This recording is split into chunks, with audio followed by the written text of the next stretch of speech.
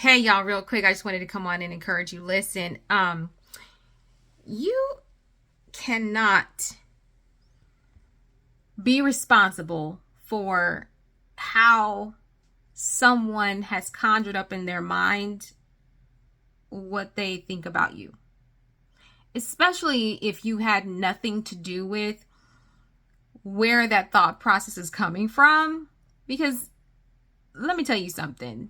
When you are called by God, okay? And I got to talk about this because it's happening more often than not. When you're called by God, basically people are going to just have an automatic perception about you, and they're going to assume things that are not true about you, okay? Because they've made up in their own mind, in their imaginary mind, what you are, who you are, and how you are as a person, and they haven't even spoken one or two words to you, or you haven't spoken barely any words to them, right? But because they see you, right, and they see that you are someone who has, a light that shines on you naturally, or they see you're well put together, for example. So people make assumptions, right? Especially when you are called by God. And people perceive things the way that they want to perceive in their brain about you, even if you've done nothing at all, okay, to fuel their thoughts. The other thing is, we personally need to be careful that we're not making assumptions about people just by how they may look, right? Because sometimes someone may look a certain way, but then when you finally have a conversation or you get to know them, you realize, oh man, I just had them all wrong, right? And hopefully in a positive way, you had them all wrong, right? You find out they're actually a better person than you thought they were.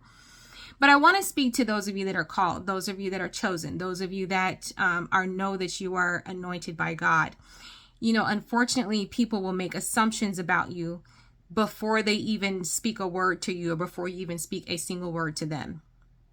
And I want you to understand that it's just a thing. This is what happens when you are anointed and called by God. People will make assumptions and they will have thoughts about you. And this is why you cannot be moved by what people think about you or what they're going to say about you, because people are going to talk. This is just the nature of most people, right? People who are not called, people who are just, like everybody else, average. They look at people who are above average or not like them. And because you're not, you stand out in the crowd, you're not like everybody else, everybody's going to have something to say about you.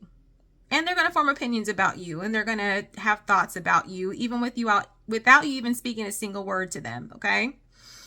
So I need you to understand that, you cannot rely on being moved by what people think or say about you, because what they say about you and what they think about you, you're going to have to get over that quickly, especially when you're called by God or you have a calling on your life. Because people are going to talk. It's just what people do. They can't help themselves. They want to talk about everybody and everything.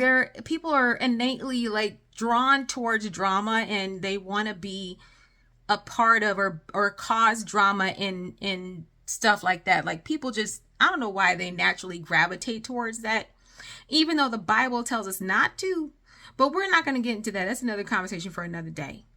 But just be mindful, okay? The people are going to make up stuff about you. This is what they do.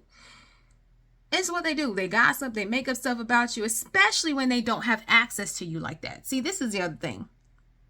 When you're chosen by God and you don't give people access the way that they feel they should have access to you, and you limit their access to you regardless, just off top, you just don't give everybody access, right? And so because you are not giving them the access they desire, they start to make up stuff about you and make assumptions about you that are just completely not true, at all. But one of the things I want to encourage you is, don't worry about the assumptions that people are making about you, because people are just going to do that. It's what they do. But you just have to be mindful when you're chosen and you are basically, your light is shining so bright that you stand out amongst the crowd. And people are going to naturally want to be curious about you and want to know what's going on with you. Like, that's just what people do. But I want to also encourage you not to be discouraged when people start to make up stories about you and lie about you and do the things that people do, right? Because most people need that drama in their life. And when you're not giving them information, they're going to make up stuff. They are. But here's the thing.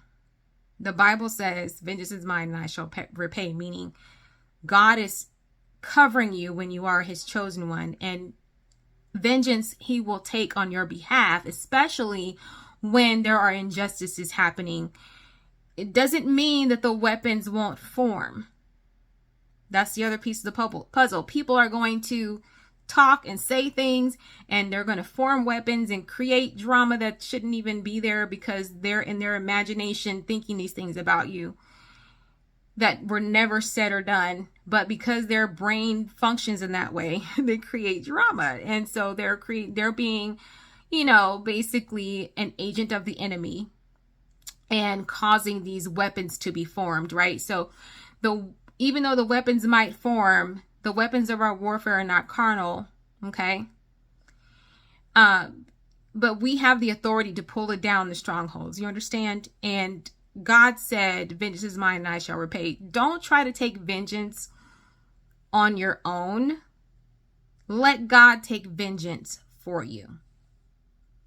There's no other vengeance greater than what God can do. Like, no human being can do any greater vengeance than what God can do.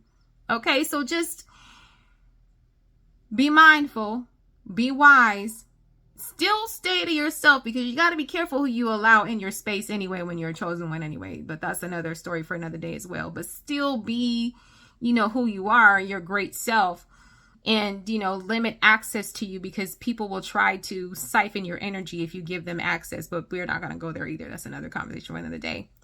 Lots of things, okay? But just be mindful that that's just going to happen. People are going to form opinions and lie about you and say things that aren't true because they don't have access to you like that. But that's okay. It's because you're chosen. And that's what people do when they can't get close to you like that, when you're chosen. Because you just stand out. It's just what it is. Anyway, hopefully that helps you a little bit. But you keep being you. You keep being your amazing self. You keep being your great self. Keep doing what God called you to do. Don't let the opinions of other people and their insecurities about having limited access to you stop you from doing what you're supposed to do, right? You have a calling. You have a purpose. You have things you need to do. You can't let people slow you down. Okay? All right. All right, I love y'all. Y'all know I love you. Now you go out and make it a great day on purpose. And don't you go mess up nobody else's day. But, be mindful, be wise, protect yourself. But God's already protecting you anyway. Okay? Because God's going to take vengeance on people who try to cause things and stir up stuff that's not there. Just keep that in mind. Okay? But, yeah. Just know it's going to happen. But you're covered by God. Just remember that, okay?